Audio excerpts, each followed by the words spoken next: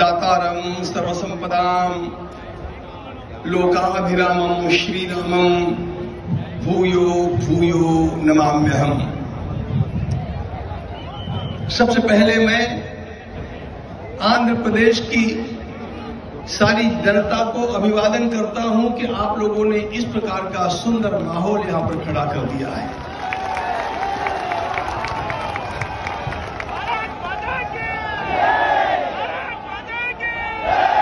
जय श्री राम,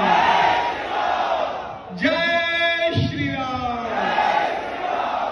जय श्री राम। हिंदुत्व का शंखनाद क्या होता है, यह किसी को भी देखना हो तो आज यहां आकर विजयवाड़ा की इस भूमि के ऊपर देख ले कि हिंदुओं कैसे जग गया है।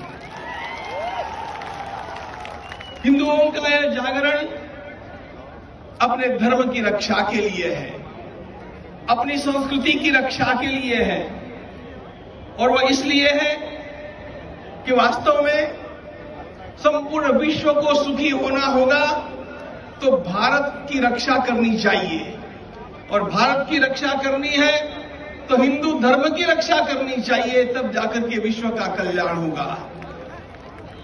विश्व के कल्याण के लिए हमारी सारी परंपरा निरंतर प्रयास करती रही, पुरुषार्थ की पराकाष्ठा करती रही। मैं जब यहां पर आया तो मुझे बहुत बहुत आनंद हुआ कि यहां पर छत्रपति शिवाजी महाराज का नाट्य चल रहा था।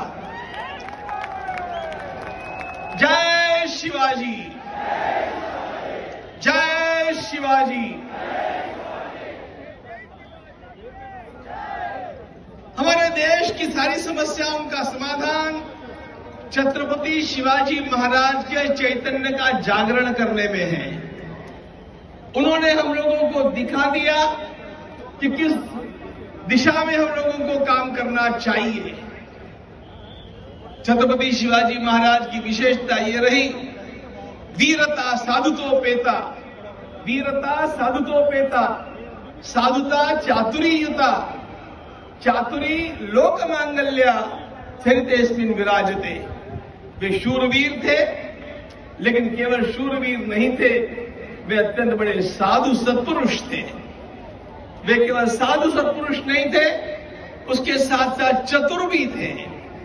लेकिन उनका चातुर्य जो था वो अपने स्वार्थ के लिए नहीं था, उनका चातुर्य विश्व के कल्याण के लिए था।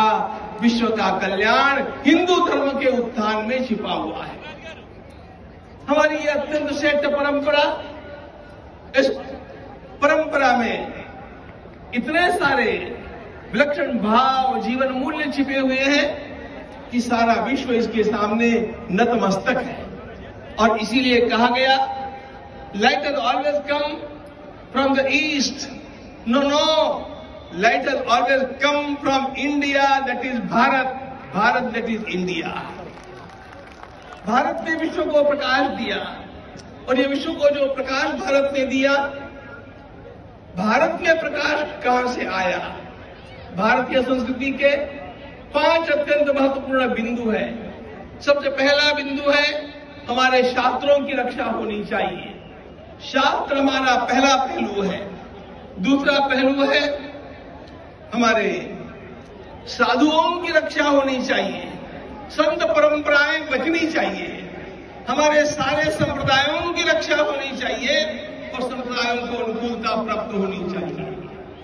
पहला आयाम शास्त्र है, दूसरा साधु है, तीसरा आयाम गौ माता है, हमारी गौ माता बचनी चाहिए।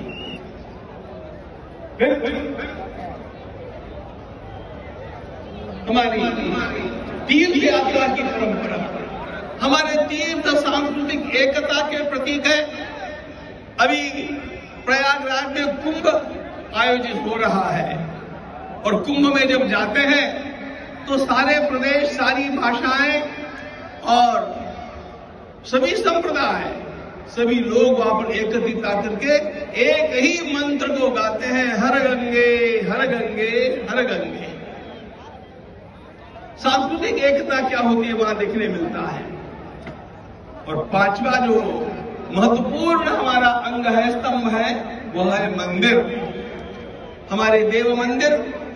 ध्यान रखना, ये केवल प्रार्थना स्थल नहीं है, ये प्लेस ऑफ प्रेयर नहीं है, ये भगवान के निवास स्थान है। वहां पर हम भगवान का आवाहन करते हैं और ईश्वर की उस स्वरूप की प्रतिष्ठा वहां पर करके वह भगवान की दिव्य ज्योति वहां पर विराजमान रहती है। इसलिए उसे देवालय कहा है, साक्षात भगवान का वहां पर निवास है। और इसलिए इन देवालयों ने इस संपूर्ण संस्कृति को, राष्ट्र को बचा करके रखा। लोग जाकर के अपनी श्रद्धा का समर्पण वहां पर करते हैं, वहां से प्रेरणा प्राप्त करते हैं, वहां से आधार प्राप्त करते हैं और उनके अंतःकरण में एक भाव जागृत होता है कि ये परमात्मा हमारे संरक्षक है। इस प्रकार के देव मंदिर हमारी संस्कृति का अत्यंत महत्वपूर्ण स्तंभ है। और आज विशाल जनसागर जो यहां पर एकत्रित है, वह मंदिरों की रक्षा करने के लिए है। हमारे मंदिरों की रक्षा होनी चाहिए, इस प्रकार की प्रतिज्ञा करने के लिए हम यहां पर आए हैं। हिंदुओं के देव मंदिरों की रक्षा हम लोगों को निरंतर आगे आकर के करनी चाहिए। हम अयोध्या में जो मंदिर बनाए, वह शासन के किसी प्रकार के हस्तक्षेप से मुक्त होने के कारण कितना सुंदर कार्य कर रहा है। हम लोगों को तो निर्माण कार्य में, वहां के आय व्यय अकाउंट के कार्य में, वहां की पूजा पद्धति के कार्य में, वहां के नित्य